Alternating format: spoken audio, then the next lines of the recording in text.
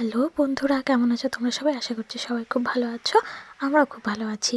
তো বন্ধুরা, আমরা গত পয়লা মাঘ মানে 15ই জানুয়ারি চলে গেছিলাম আমরা আমাদের রামচন্দ্রপুরের সবথেকে বড় মেলা, সেটা হলো রক্তানগাজির মেলা।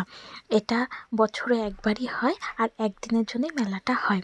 তো মেলায় প্রথমেই যেতে পরে হচ্ছে একটা লোকনাথ বাবার মন্দির।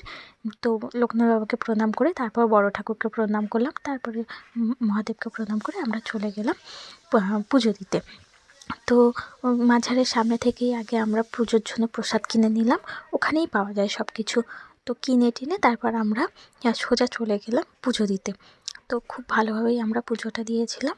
পুজো দেওয়ার পরে আমরা তারপরে মেলা ঘুরতে গেছিলাম। তো মেলায় ঘুরে তারপরে আমরা একটুখানি ফুচকা খেলাম। ফুচকা খাওয়ার পরে আমরা একটু পাপড়ি চাট খেলাম। পাপড়ি চাট খেয়ে দিয়ে তারপরে টুকটাক কেনাকাটি করে আমরা বাড়িতে চলে এসেছি।